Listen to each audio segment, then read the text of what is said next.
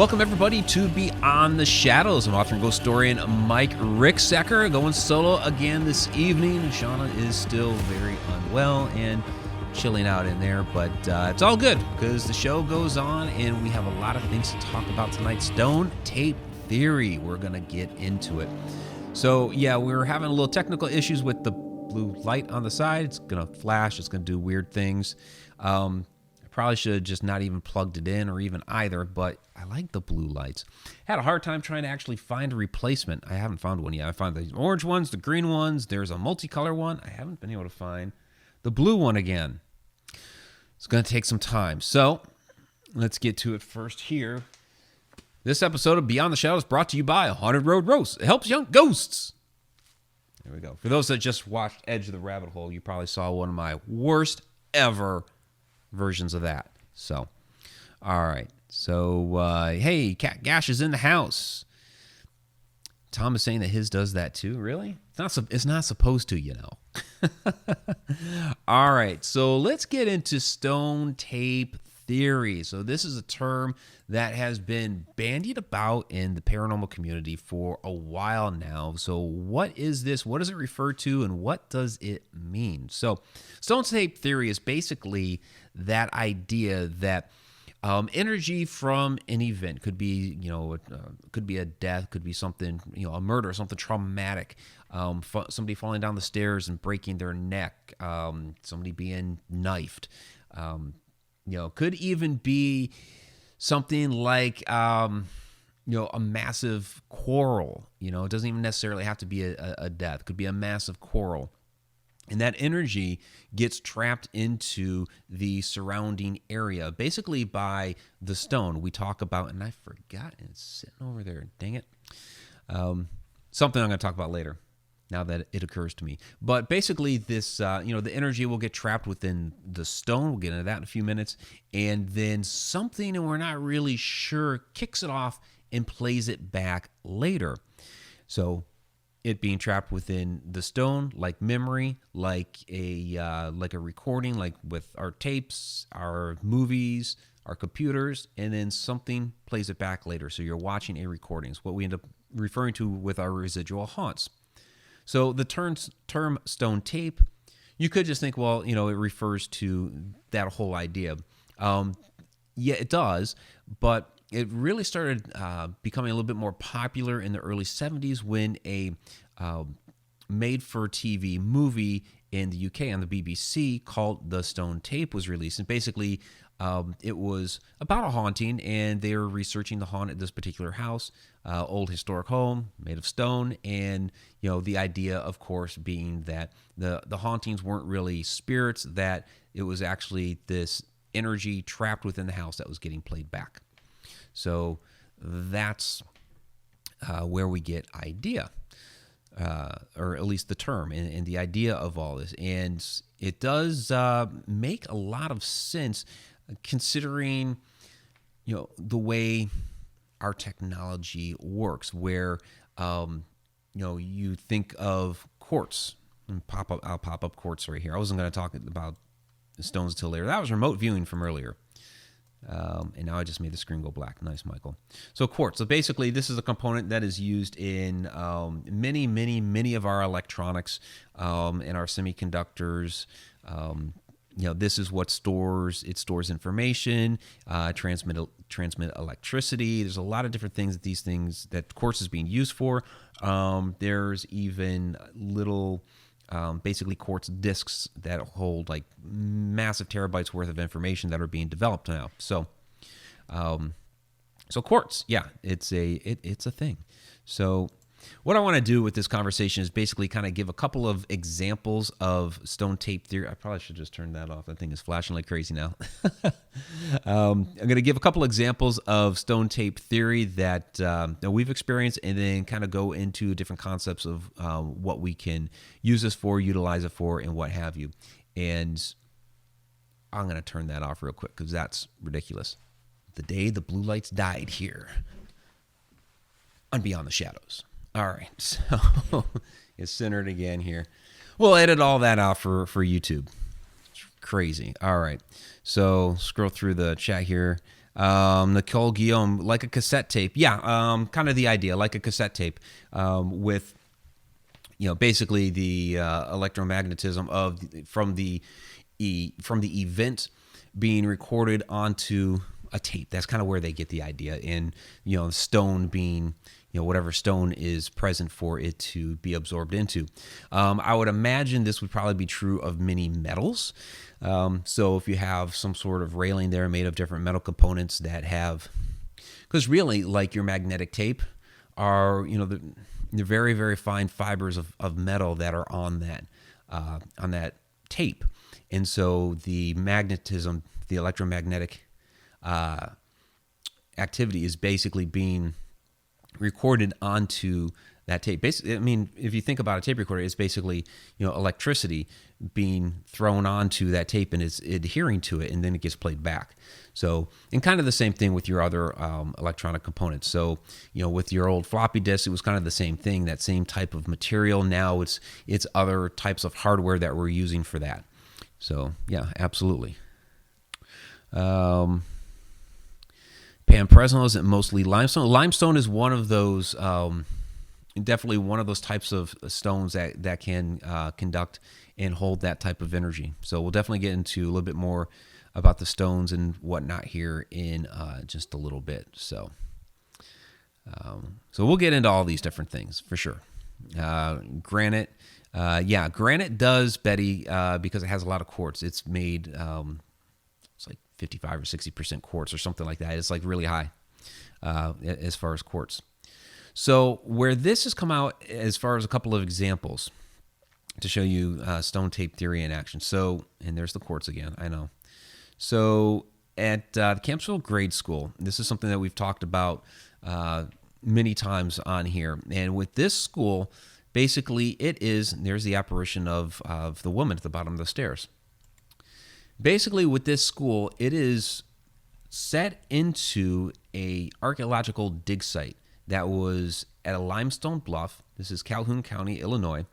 It's right along the Illinois River, and it was a Native American dig site. So sure, you have the Native American stuff there, but basically this thing is dug into the limestone bluff. I mean, basically the bluff goes right up. You can still see the terracing in the hill, and then boom, there's the school. So you have all that stone right there readily available that this thing is basically built into. And so we've seen a lot of things there that could have been captured, could be residual. With this woman that we saw there, a little iffy. So let me bring it back up. So, I mean, she just stood there and she stared at us. Now, if it's a recording, you kind of wonder, okay, what was it recording? What happened to her that she would be recorded standing there staring up at the bottom of the stairs? We don't know. But you can clearly see her face, her head, arms crossed. Or some people have said that she's holding something in her hands, but you can clearly see the dress and everything there. And of course, there is at the bottom of this stairwell, all the stone and brickwork and everything that's around her, plus the fact that this is the basement, so this is kind of set into that stone, that limestone that's there in the bluff. So Justin, is that photo edited? It's enhanced. So this is the original. Let me bring up the original. That's the original. So, what I did was so that people could see the image a little bit easier was I enhanced it so you can see that. And that's the original. But she's clearly there in the photo. So you guys can peruse upon that photo for a moment there. And I know that many of you have seen these before, but some of you haven't. And Robert Hanna brings it up that we also captured the shadow figure in the gym. The shadow figures definitely seem to be a lot more intelligent because it was being playful. So it kept drawing us back and forth across that gym. We would play around on one side, we'd go over there, it'd start acting up on the other, we'd go back over there. So it was back and forth, back and forth. More signs of an intelligent haunt. With stone tape theory, you're talking something more what we call residual, because it's a playback. It's a recording of something that has happened there. So the woman at the bottom of the stairs could be, I'd say we have to do a lot more investigating to know for sure, of course. When we've gone back to try to debunk this photo, we were unable to. We could not get the same image of this woman again down there. And what we did have happen down there, when we were in the process of debunking it, is we had a pebble that was thrown at us from the hallway that goes back there. So there's the bottom of the stairwell, and there's a hallway that goes back, and then the pebble is thrown out. And that's while we're in the process of trying to debunk the image. Not able to debunk the image, and we get a stone thrown at us. So we have a couple of, on the Haunted Road Media channel, we have a couple of videos that show all this. You can find our Haunted Schools, the Campville Grade School videos, all that stuff. On the YouTube version of this, I'll go ahead and link that up. So, all right. So let's get into one that really is. So footsteps. Footsteps are, in many, many cases, they are residual. So here's the quartz again.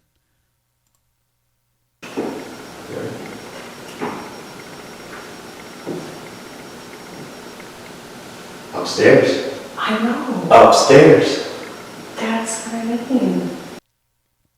Okay. So footsteps, they were up above us, sounding like somebody walking on a second floor. It did not exist. So we have, again, other videos on this kind of describing what we believe ended up happening. Of course, with the school being set into the ground before there was a dig site, there may have been another building there. It would have been one story, but at the height of where the ceiling is now would have been like ground level back then. And so somebody walking along that floor, something captured there for whatever reason and playing back now. Of course, the question is always what makes it play back. You would like to be able to successfully kick that off every time, to find that that means that boom, kicks it off. That would be a nice way of being able to prove this theory, and it's the reason, pretty much why it's a theory at the moment and not anything that's proven. Tim Schoen wondering, could the woman have been waiting for someone coming down the stairs? Possibly. Yeah, Tammy, it's a good apparition video or photo.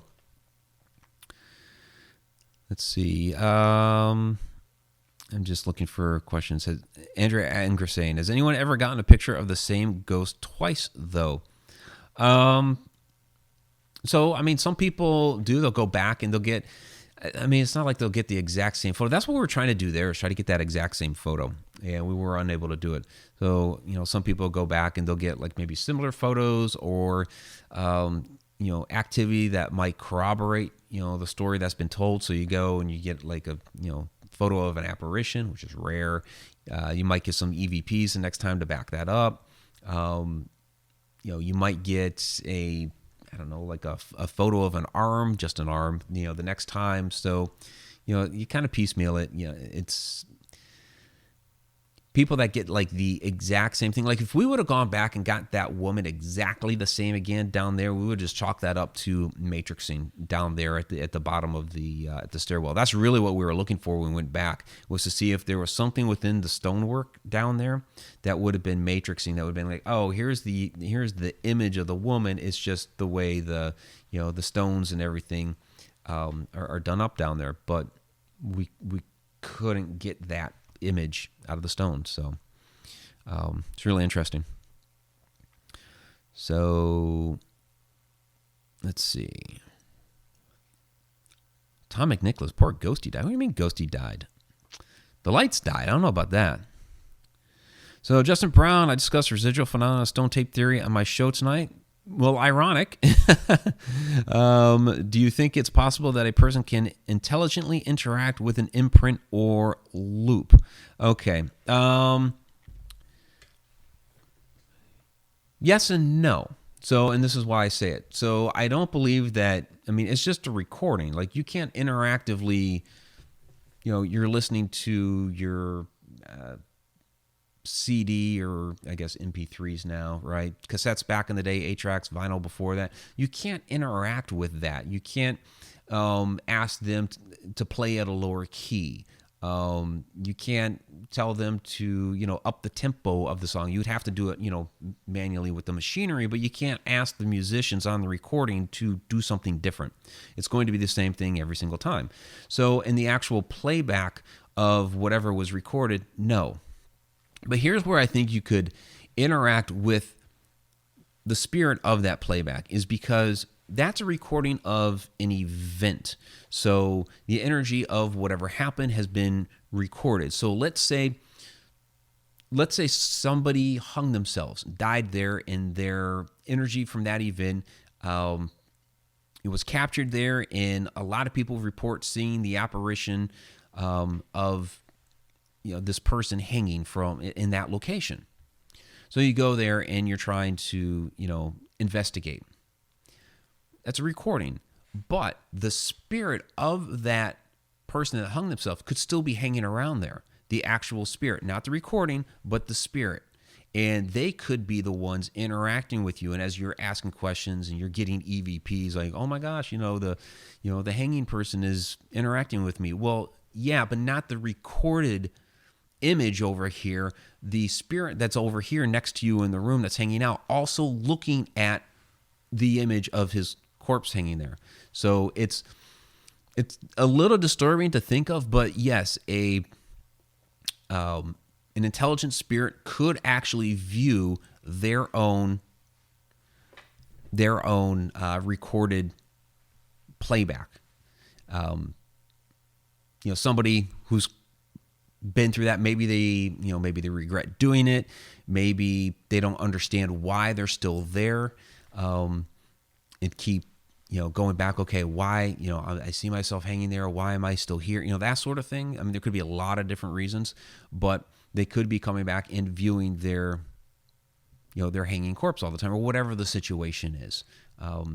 And I think that's an option that we don't explore a lot of times, that a lot of people probably don't keep in mind, that when you're viewing a playback, is not the intelligent spirit, but the intelligent spirit of whatever got recorded there may actually be in the room with you. And so you could interact with both at the same time.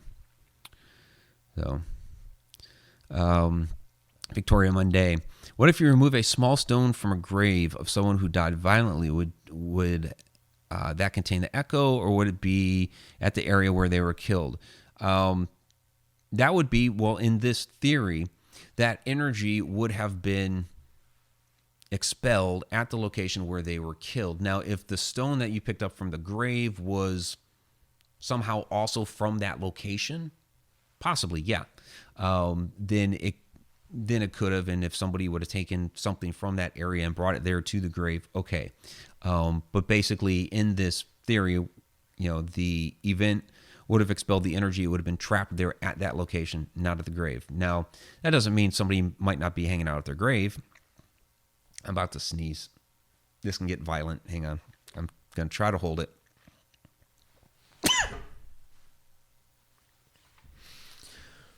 Oh, I think I did okay with that one. My sneezes can get violent. It's bad. Ghosty on my right. What? Oh, that's what you're talking about. He didn't die. He's just laying down on the job. There we go. Okay.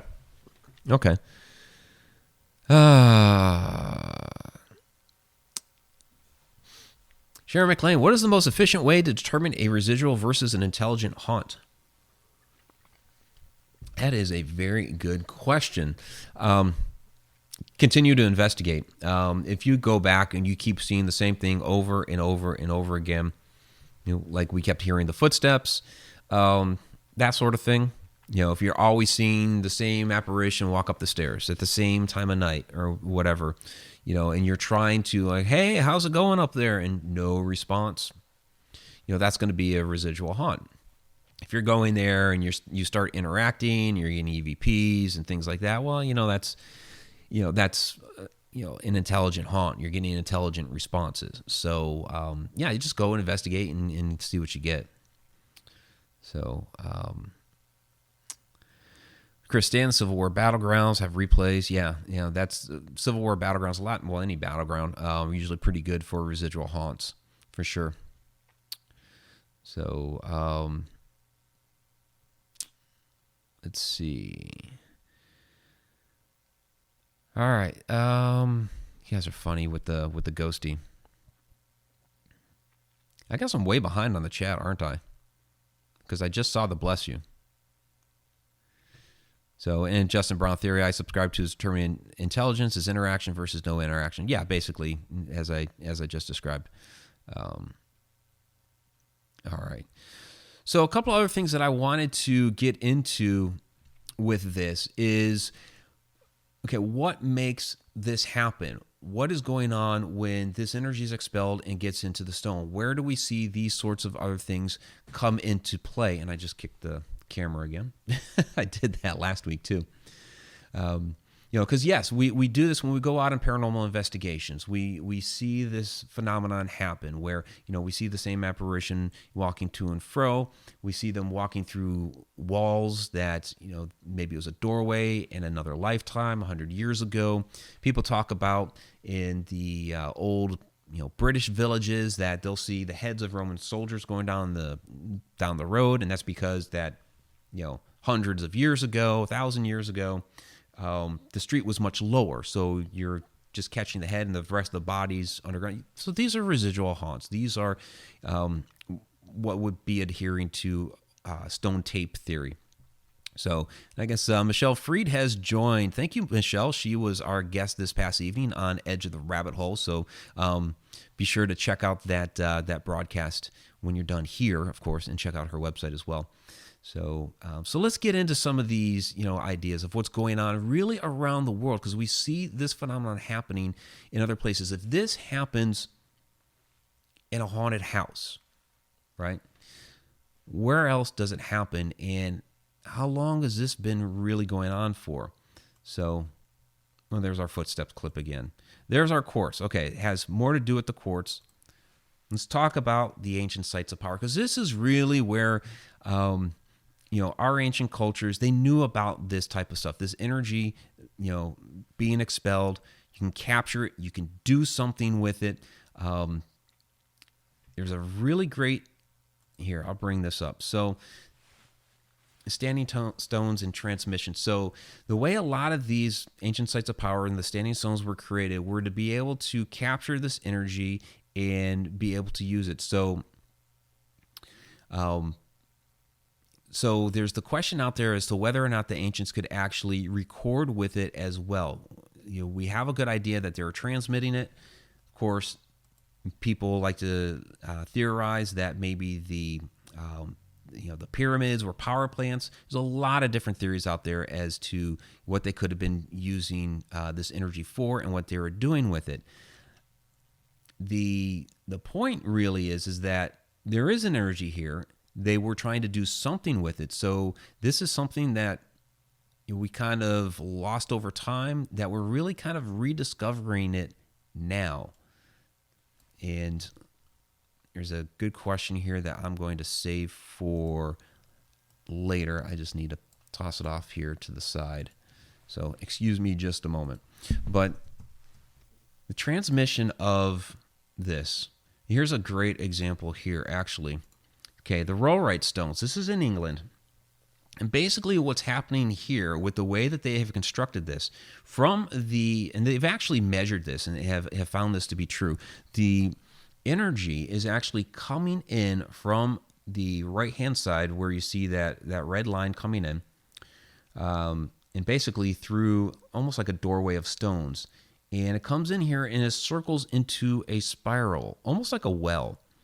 And this energy is basically trapped within there, kind of spinning around almost like a vortex, which, of course, we've been talking about vortices and what have you on the Alaska Triangle. And so the ancients knew that there was this energy that we could actually tap into and use. And this is really, it's very, very similar to what we're talking about here with stone tape theories, that we're able to use the stone to be able to harness energy. So when it comes to a haunting, the energy has been harnessed to play back a recording of an event that has happened. Or they were using the energy for a lot of different means, whether it was healing or to tap into ancient knowledge. And it could have actually even been to record events back then as well. Of course, we would then need to be able to figure out how in the world to play that back and gain access to that, but they definitely knew that there was something to this energy with the stones. So the question I was talking about a moment ago, Tanya Rogers, what if you want to stop the residual? Can you put the souls to rest? So the souls are, well, with a residual haunt, with a playback like that, you kind of don't know if the soul is at rest or not. Because you don't know if the soul is really there. The playback of that is not a soul, okay? It is just, it's just an image. It's like a photograph. Like you take a photograph of a person, it's not their soul, it's just an image of them. You take a video of a person, it's not their soul, it's just a video of them. And so that's what these residual haunts are just these playbacks. They're just these images. There's no soul there. So you don't have to worry about putting their soul to rest or anything like that. Now, like I was saying earlier, their spirit may actually be running around the grounds there. You don't know. You'll have to figure that out.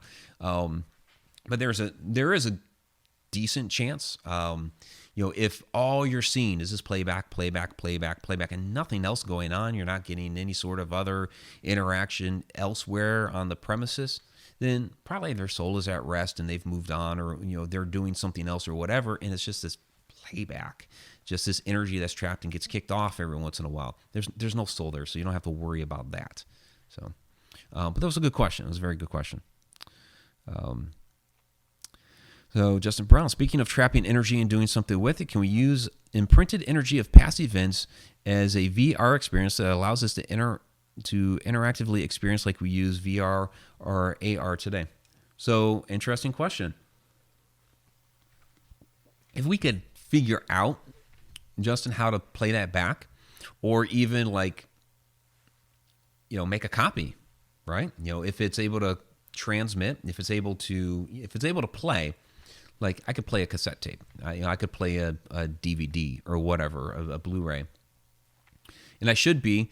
I'm going to guess that they didn't have digital rights stuff ingrained into it. They probably didn't have copy protection. Maybe they did. I don't know. I'm going to guess that they didn't have that type of stuff built into it. So you should be able to gain to make a copy. Like I could copy a cassette or whatever. How? I don't know. But if you were able to get that copy, put it onto a digital medium, and then throw it onto your phone, put the goggles on, and watch it, sure, which would be pretty cool. So I think it's feasible. You just need to figure out how to, one, make that play back on demand, figure out what kicks it off to be able to view it, and then once you're able to view it and have that energy come forth from there, how do you then record it and capture it and put it onto media that you can play back? So, good questions. All right. Let's see if you guys have... Okay, Victoria Monday. Could labyrinths be possible vortex or area of special power? They're made of rock and stone. Could they be helping with playback and recording? Well, yeah, and that's kind of the idea.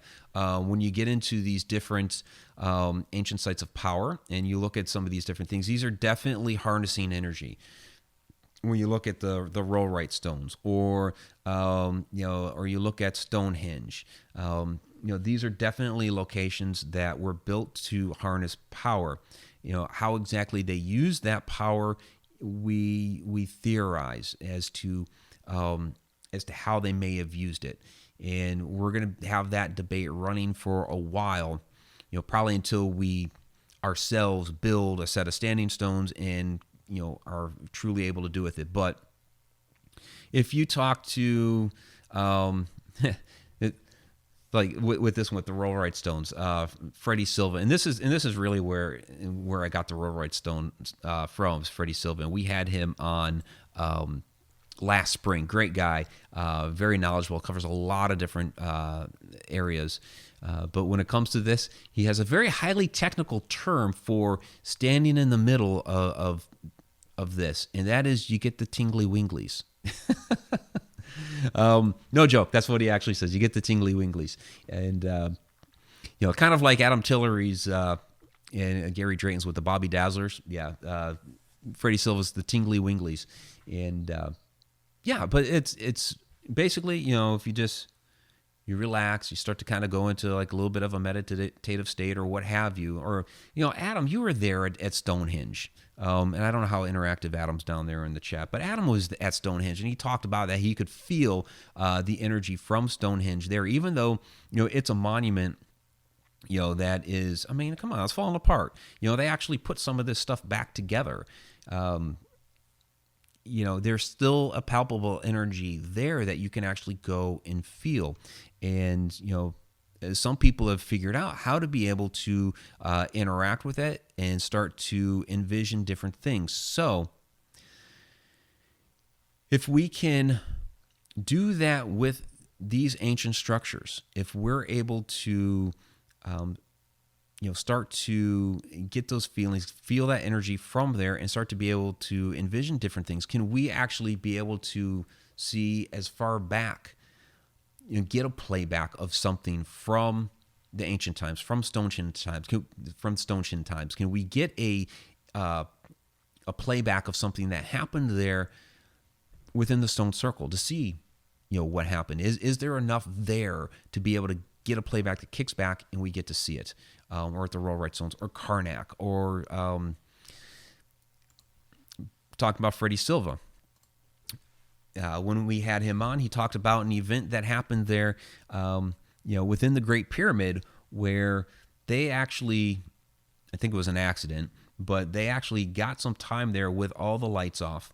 That they were left, he and his little group were left alone there for a brief moment, and the lights were turned off on them. They weren't expecting it, but when this happened, they started seeing images of these people, these beings coming out of the walls. So there's still definitely an energy within there that is trapped and can be played back. So yeah, it's definitely palpable. So there are some other ways in which we have figured out how to interact with, with this type of energy, and it's with small stones that we hold. So this is a shot from from the Alaska Triangle. It was just played the other day, which is kind of funny because I didn't actually do anything with the pendulum there. They just took some shots of it. But people do use pendulums to interact with that energy, and they can use it to try to communicate. You can use it to try to find different areas of that have that energy, have water. So there's a lot of different uses. I'm not going to pretend to be like any pendulum expert or anything like that. In fact, before the show, I was asking Nicole Guillaume from Guiding Echoes, and go check out her stuff too. Her channel, Guiding Echoes. Hey, you've got a lot of the pendulum stuff going on. What can you tell me? And she sent me her ebook real quick, and I was kind of perusing through it, and I only had a few minutes. And so at the end is like a nice little sample of different stones and their properties, and what they can do with the pendulums. And so again, depending on the stone, depending on the resonance, depending on how much quartz is in there, different things like that. The stones are able to interact with, whether it's different chakras. They'll balance different energies within the person in different ways. You can try to detect different energies with different stones, things like that.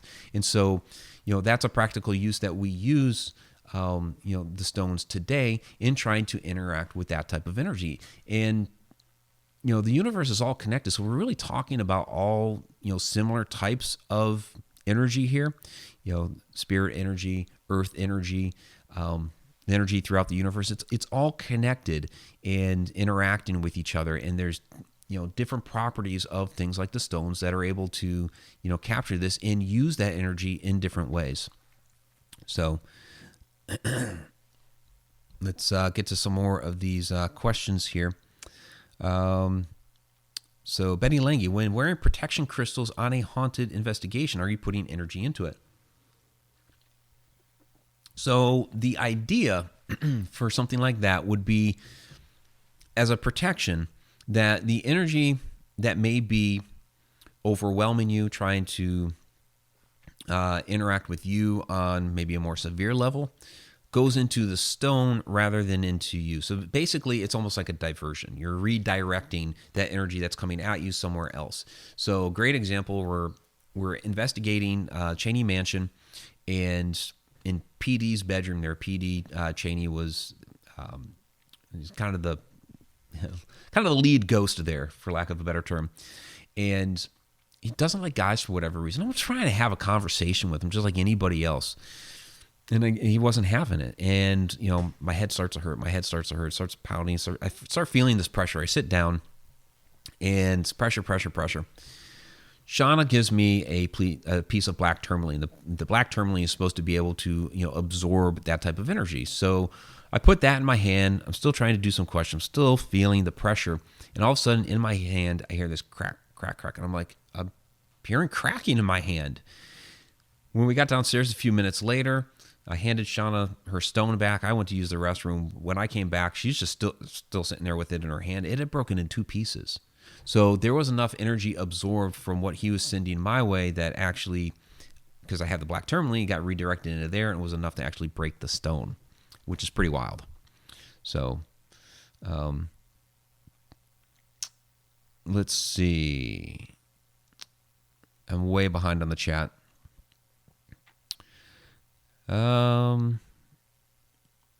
So Tim Schoen, on a TV special I watched, it was said that the ghost of Kate Morgan haunts the Hotel del Coronado, and that Alan May was pulled through time to witness her murder, as if her spirit wished him to witness it. Would this be considered a residual haunting? How would such a thing be possible? I have to know more about the situation. Let's see. The ghost of Kate Morgan haunts the hotel. Alan May was pulled through time to witness her. Where was he pulled from? I guess, was he pulled from now to go back then? Or was he... That's what I'm not understanding. If her spirit wished him to witness it, so that would be a conscious decision. So if her spirit is wanting him to do something and she's making him do something, well, that's intelligence right there. So that would not be residual. And I don't know how that's possible, because I don't know where in time this guy is, if he's in the present time or what have you. I don't know. Let's see.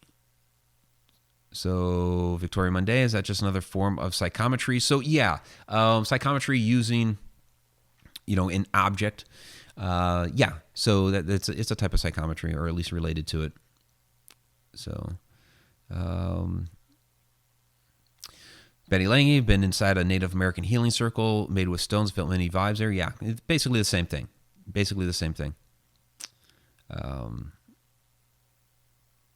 So there's Adam Tillery. For real, no joke, I stood inside Stonehenge, and you can seriously feel vibrations in the ground beneath your feet. It was the second most incredible experience of my life. So, yeah, right there. Stonehenge is on my bucket list. Haven't yet been, but from all accounts that I've heard, yeah, that's the deal. Kind of missing some stuff here on crystal skulls and things like that. Justin Brown, I believe crystals channel and amplify energy. I believe stones absorb energy. My belief had a clear distinction between stones and crystals like quartz. Okay. So Robert Hanna, crystals are also believed to create portals or doorways to other dimensions. They can help to do that. So a lot of these ancient sites of powers, like Stonehenge and places like that, they are believed that the ancients used these sites to be able to do things like that, to be able to create portals and access other dimensions. And that's kind of the idea of a lot of these different triangle areas. So I'm just throwing it out there because it's kind of been a topic lately with the Alaska Triangle. Of course, Bermuda Triangle is another one that, there's a lot of these types of areas there, the type of stone that's there, the type of electromagnetism that's there is helping to create these portals and vortices and doorways and things like that into other dimensions. And, was that what the ancients were trying to do? Were they trying to create these portals and vortices and, access other dimensions and other planes of existence? These sites, these locations, were created on crossing points of telluric currents. And so basically what telluric currents are, the energy lines, the energy grid lines throughout the earth. When you map them out on a map, that's when they become a ley line, because you've said, this one's here, this one's here, this one's here. That becomes a ley line. But the actual energy itself is a telluric current. And so, the ancients knew how to be able to tap into this. They were able to detect where these different crossings were, and that's where they built a lot of the different temples and ancient sites of powers to be able to tap into that energy as they cross. And a lot of the different theories are that they were trying to access these higher planes of consciousness at these locations. Adam's sitting there talking about the tingling under his feet. Well, imagine if Stonehenge was fully built and you had the stones there operating the right way.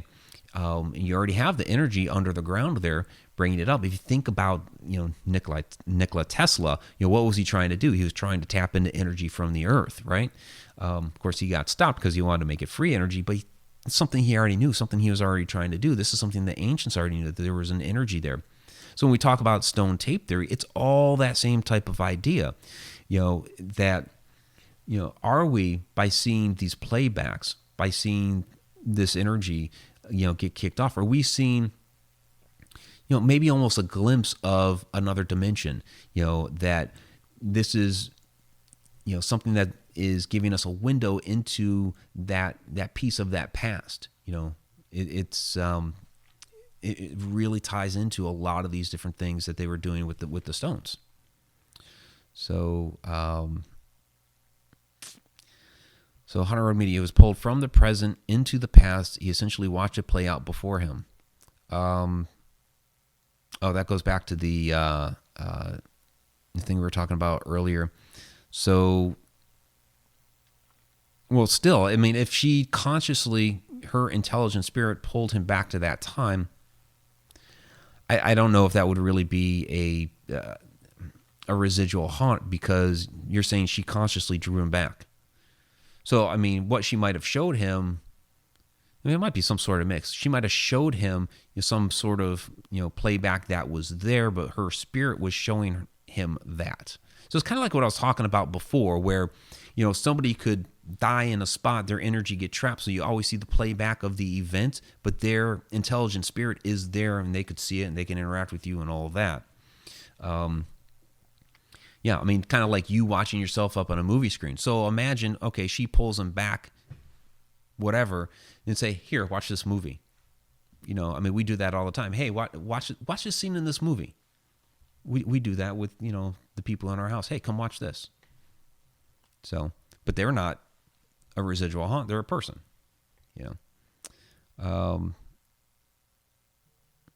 see what else we have here.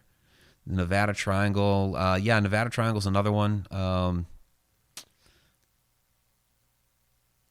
So, Justin Brown, I just want to say thanks to Mike for doing this show. It's very difficult to juggle hosting and reading chat. It can be mentally taxing without someone helping with. This is true. This is very true, trying to go back and forth. So I appreciate that, Justin, absolutely, because I don't want dead air time, so I'm trying to continuously talk and handle the chat, and I know I'm behind on it, but thank you guys for being a good sport about it all. And I know I'm missing stuff, and I do apologize for that. So Robert Hanna asking about, do I think aliens built the pyramids in Stonehenge? I'm not even going to get into that. We do have an Ancient Aliens episode that we did a couple months ago.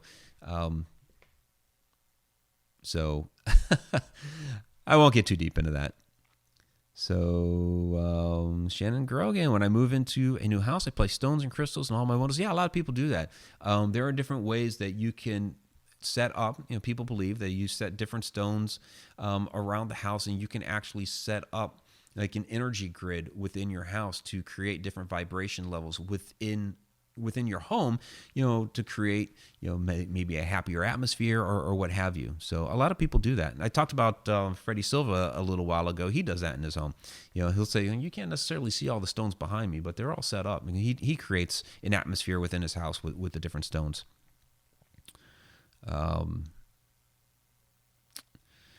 So let's see. I'm glad you guys like the Alaska Triangle. I appreciate that. So a couple more episodes coming for sure. Somehow I got to the bottom of the chat. Okay. And I know that wasn't all the questions, but So anything else you guys want to throw down there? If I missed something, if there was a question that I missed that I did not get to, then please go ahead and throw it down there because I just got to the bottom of the chat. And so I apologize for anything that I may have missed. Victoria Monday. If stones are holding energy, etc., can you just go and degauss them? Just realign the energy flow. So, interesting question. Well, I mean, you take a magnet over something, like, okay, you take a magnet over like a a tape drive, floppy disk, your cassette tapes, whatever. It's going to blow away the data on there. And remember, that's a type of metal, that's a type of mineral that's on there. So let's say you had a quartz crystal and something was encoded into it. If you took a high-powered magnet and ran it over that quartz crystal, would you blow away the data that's imprinted in there? Remember, they're doing this now.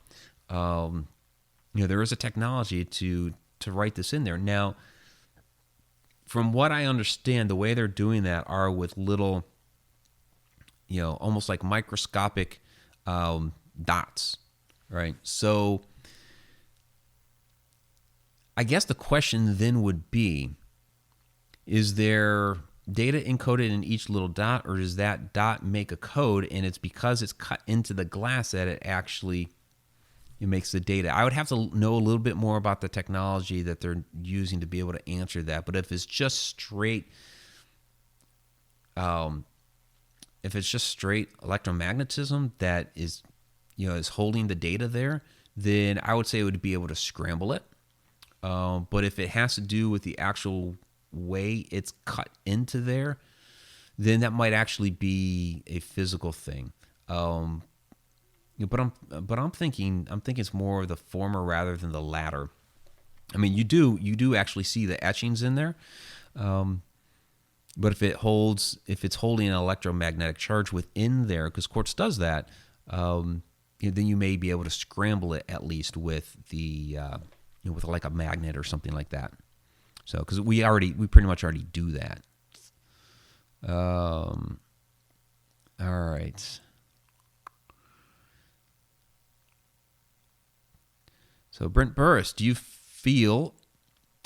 feel about investigating mines since you're surrounded by earth and energy and all the possible minerals around you fueling activity? Well, yeah. I mean, depending on the type of mine that you're in, there's different energies that could be captured down there. You could, if you're in a quartz mine or something like that, you have no idea what the heck you might interact with down there. A granite mine, I guess it would be a granite quarry. So, yeah, I mean, there's a lot of different things that could be trapped down there. Sure. I mean, you hear about haunted mines all the time, and it makes sense. You're in the earth. You have plenty of things surrounding you that could capture energy and play it back to you. Absolutely. Robert Hanna, you need haunted road aliens as well. We've been talking a lot more lately about aliens and extraterrestrial activity and the connected universe and things like that. I mean, that's kind of what all this plays into. Not necessarily the extraterrestrials and aliens, although we do talk about that from time to time, but basically that the universe is connected. That our energy, the Earth's energy, the energy of these different stones, the energy of the solar system, the other planets, the universe, all of that is interconnected. So this all plays together, and it's really a matter of learning, I think, again, because I think we had this knowledge before and we've lost it, and we're starting to kind of get there again. And so I think it's a matter of relearning how all of these different things work. And, it may be, I don't know, 100 years from now or whatever, that our civilization has finally woken up enough that it's like, oh yeah, that's how we use these different stone circles, and go start making stone circles again, to try to harness that energy. I mean, it would not surprise me at all. Of course, we'd still have, all kinds of, crazy gadgets and stuff like that, but we may go back to a lot of these, more ancient ideas as well, and start to recreate some of these things. That would be really cool, actually, if we figured out how a lot of these different things worked. So, Justin, if the mechanics behind stone tape theory involves EM, shouldn't the geologists and scientists already discover this? Well, I think there's a lot of things they should have, discovered and figured out already, but, they argue with each other all the time. And, you know, what an archaeologist says, a geologist says differently, an anthropologist says differently, and, a historian says something else. They can't agree on anything. Yet they want us believing one single mantra that keeps getting disproved time and time again. So, you'd like to think so, but hey, we're making new discoveries all the time. That's, we haven't figured it all out yet. We're still learning. So, Mike, do you believe a stone statue can cry? Interesting question. So there's, a lot of those different phenomena of the crying statues, and a lot of times they figure out, some real world explanation for it. A lot of times, like it'll be like a crying statue of Mary, and you'll have the religious people say, well, it's a sign from God or a sign from Mary or whatever. It's divine, that sort of thing. But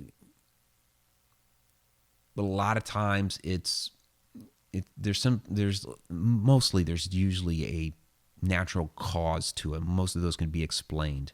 What was a movie that showed that? Was it one of the Exorcist movies? I can't remember. One of them went into debunking one of those statues. So Sharon McLean, I think the geology of different places causes us to feel and act differently. Absolutely.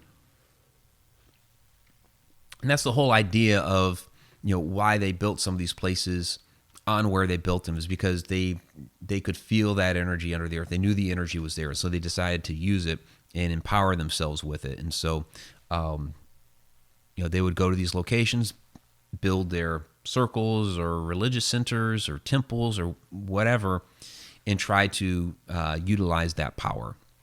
So definitely. And, depending on where it is in the world, it may make you feel a little bit differently. So, for sure. So let's see. I'll take another question or two here, and then we'll get to wrapping it up. Or maybe we're it. Okay.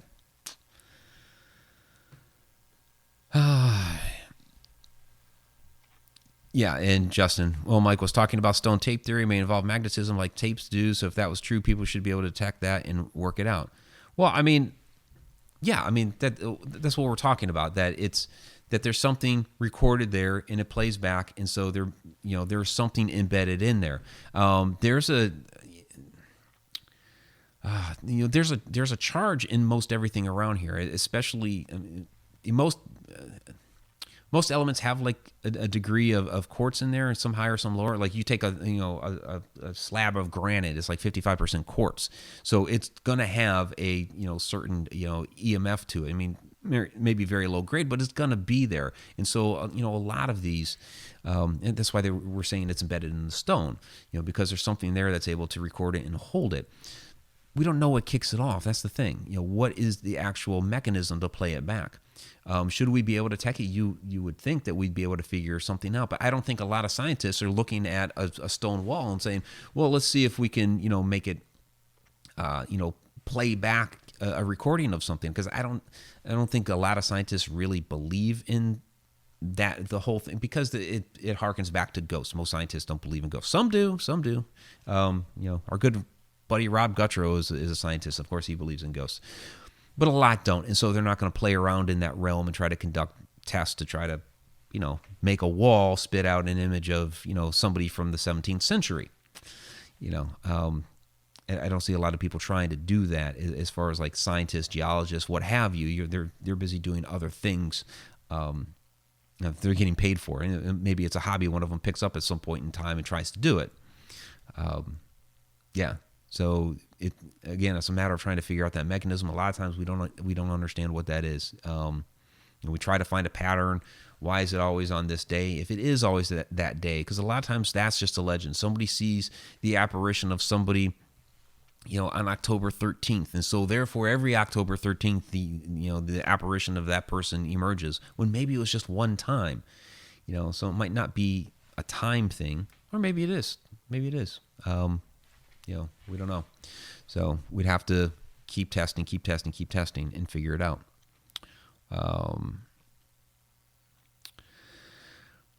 Robert Hanna, Mike, what do you think goes on at Skinwalker Ranch? Similar to what goes on at Alaska Triangle, not the disappearances, but the UFO and creatures coming out of portals. If that really happens at Skinwalker Ranch, I mean, I've heard a lot of the legends and theories, of course. I haven't been there myself, so I don't know. I mean, if it is some sort of phenomenon that's happening due to electromagnetic activity, triangle area, I mean, sure, yeah, it could always be. These triangle areas have that type of phenomenon going on, like Bermuda Triangle, like Alaska Triangle. So I mean, you could say that they have those related properties, so they would make different things happen. So, all right. So let's go ahead and wrap it up.